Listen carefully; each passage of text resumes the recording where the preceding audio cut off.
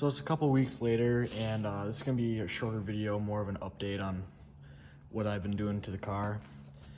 And before I get started, there's gonna be a piece in later video about getting the locking pin out right there. And after I inspected the kingpin, I realized there's no need to replace it. It's in pretty good shape in there. So all I did was replace a grease retaining plug on the other side, and then put in a new grease zerk. And so that's what that part is about, but it's pretty much unnecessary now. I was able to force new grease down into the kingpin and see it come out on both sides. So that pretty much gets rid of that problem altogether. And so I'll give you a little update on what all has been going on. So it's the next weekend, and I'm still trying to get the locking pin out for the kingpin. You can see it right there. It does not want to come out, and I've used a variety of punches and round stock that I've got, and I probably talked about that last video. And then I'm also trying to get the upper grease retaining plug out, and that doesn't want to come out either. You can see I marred up the surface a little bit, but just a little bit. I'm trying not to do that too much. And it's come out a little, but it's just nothing is wanting to come out on this assembly.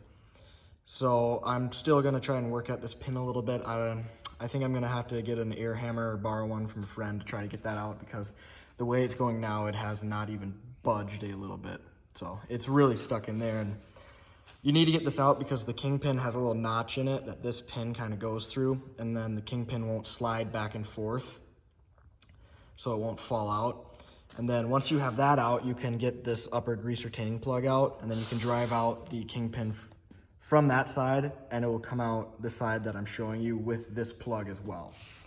So it's a whole process that you have to go step by step, and I'm pretty much stuck on step one, and it's not wanting to cooperate. So it's been going great so far. So it's taken me about a couple of hours to get the left side bushing removed. And you see these tabs on the center bank here.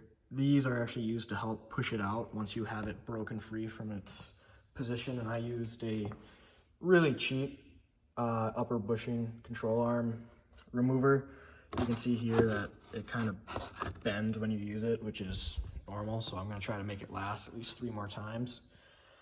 So tomorrow morning I'll get the other one out. I did have to use some PV Blaster to get it out. I mean, it was really stuck in there. These are probably original to the car. So once I have those out, I can start sanding, getting ready for paint on this thing. So I'll check back in the morning, see if I have these out. Starting here, I mean, this is the lower radiator shield. And so I've just been cleaning this up, prepping it for paint. I'm gonna be painting this the color of the outside of the car and not black. I wanna be able to see if anything's leaking down on this from the radiator when I put it back in. So I've just been using a air-powered sander to really get this down. And then I've also got the bushings pressed out of the upper control arm, and then I've cleaned it up, and it's pretty much ready for paint as it is right now. I've got new bushings, new bolts for the support arm connectors. You can kind of see right here, the old ones. They're not bad, but I'd just rather use new ones that are pretty much cleaned up and ready to go. And then I've cleaned up the knuckle support. You can see here, it's ready for paint too. I just got to tape off some places. It looks a little greasy, but the paint should cover that just all right. I mean, I've sprayed it a couple times with penetrant and cleaning oil, so it should all be ready to go. And then here's the piece that actually connects the support arm to the frame. I've cleaned that up. I've got new bolts for that ready to go. It's all ready for paint. Basically, everything's ready for paint except the lower control arm, which is still on the car and has the bushings in it, so I need to take that off. But other than that, hopefully soon I should be getting most of these parts into paint, and they should be coming out looking brand new.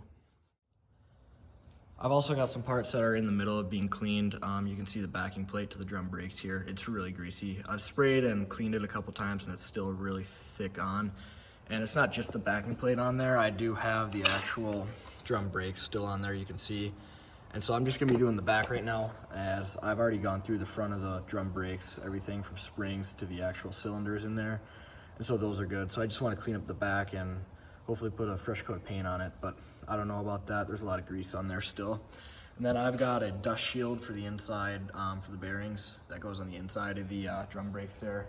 That was really caked in grease too. So I'm just letting that sit in a parts cleaner for a while to get most of the grease off so I can clean it back up and paint it. It's not really an integral part of the drum brakes. It's just a shield to keep dust out of the bearings. And so it's just good to clean that up and make sure it fits nice and has a good seal against the backing plate. And then over on the car, nothing much has changed. I still got to clean up the sway bar links and then put new bushings on the sway bar. That's pretty much already all the way off. It's disconnected on both sides, just kind of hanging there right now. There's no good way to clean it and get it ready for paint. I'm just gonna have to use sandpaper and pretty much go all against this all the way up by hand. It's gonna be easier than trying to use a tool on it.